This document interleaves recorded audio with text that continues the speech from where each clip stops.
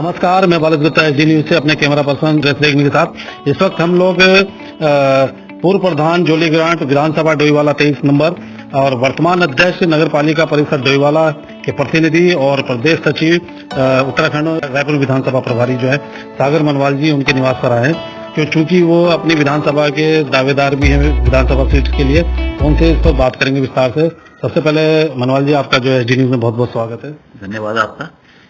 जी मनवाल जी, आपने भी इस बार जो है ताल ठोकी हुई है, दावेदारी कर रहे हैं, तो आपको क्या लगता है कि पार्टी आपको टिकट देगी?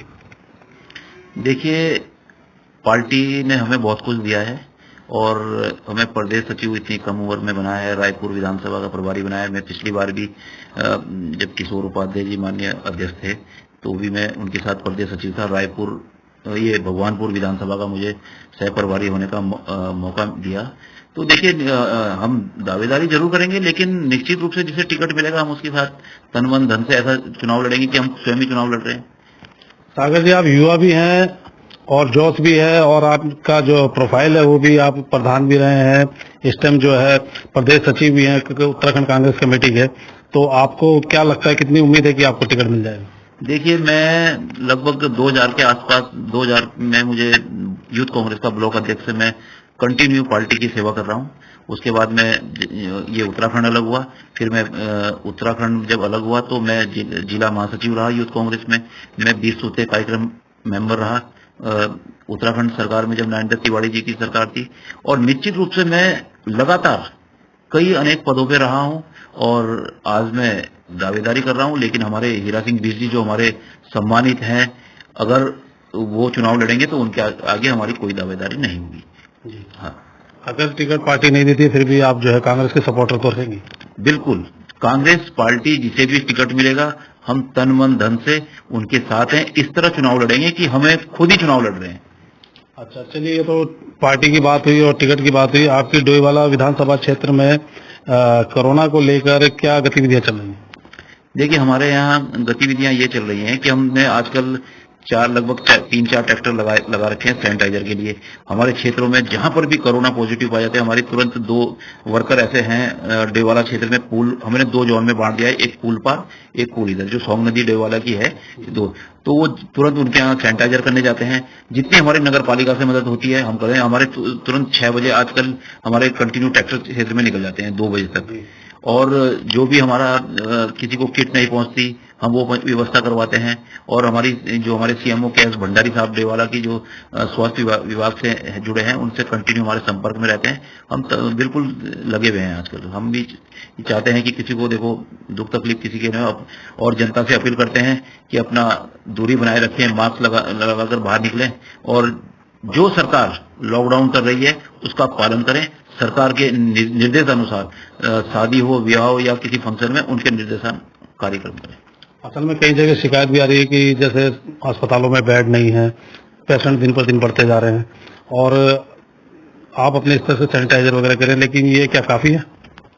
देखिए, जो बेड की जहां तक सवाल है, जैसे हिमालय इंस्टीट्यूट है, अब हिमालय इंस्टीट्यूट ने तो इतने बेड वहां पे लगाए हुए हैं, अपनी जितनी उनकी क्षमता है बहुत ज्यादा लगाए हुए हैं। और हिमालय इंस्टीट्यूट खुद डॉक्टर क्या है उसमें कोविड से परेशान है और फैक्ट है। और जितने वहां के कर्मचारी हैं उनकी ओपीडी आजकल बंद है। मैं तो हिमालय इंस्टीट्यूट का धन्यवाद करता हूं कि उन्होंने इतनी ज्यादा फैसिलिटी हमारे क्षेत्र वासियों को दे रखी है।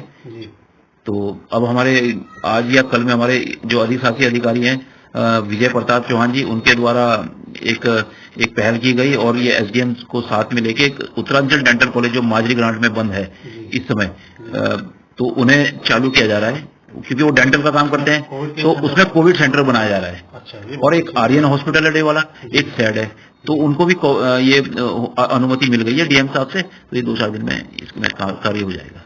अच्छा, आपकी डोईवाला विधानसभा क्षेत्र में लगभग कितनी आबादी है? लगभग ये 2.5 लाख से ऊपर कोरोना वोटर्स हैं।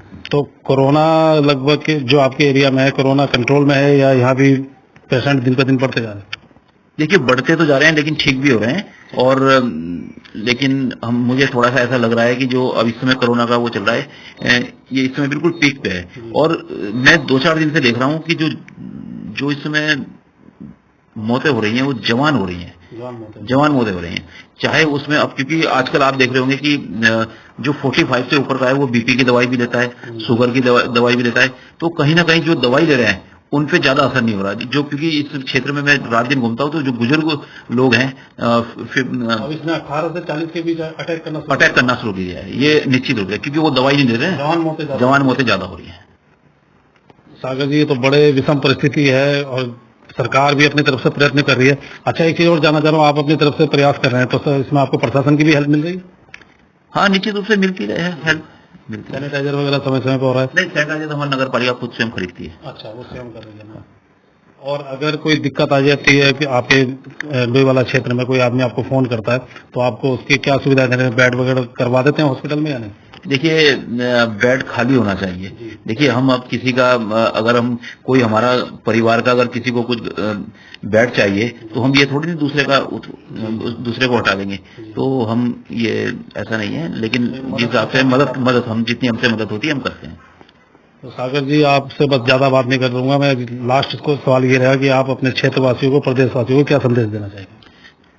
देखिए, मैं सभी क्षेत्रवासियों को संदेश देता हूं और ये अपील करता हूं जनता से कि मास्क लगाकर घर से बाहर निकलें और जितना हो सके कम से कम निकलें। अपने बच्चों को विशेष ध्यान रखें। अगर आप बाहर जाते हैं तो बाहर से जब आप घर आते हैं तो अपने कपड़े बाहर निकाल दें और अपने बच्चों से दूरी बनाए रखें, क्योंकि ये अगर जिसके घर में बच्चे हैं थोड़ा दिक्कत ज्यादा उन्हें होती है। और मैं तो जो सरकार के जो निर्देश हैं, गाइडलाइन है, उनका पालन कीजिए। तो अभी आपने सागर मनवाल जी को सुना, जो कि एक कर्मठ कार्यकर्ता भी हैं और डोईवाला विधानसभा से जो है कांग्रेस के उत्तराखंड कांग्रेस कमेटी के विधान की और कई पदों पे भी आसीन रहे हैं। उनका भी यही कहना है कि कोरोना के चलते सभी लोग कोरोना की गाइडलाइन का पालन करें, मास्क लगाएं, सैनिटाइजर का उपयोग करें और कम से कम घरों से बाहर निकलें। तो सागर जी, एसडीएम से बात करने के लिए आपका बहुत बहुत धन्यवाद। धन्यवाद आपका।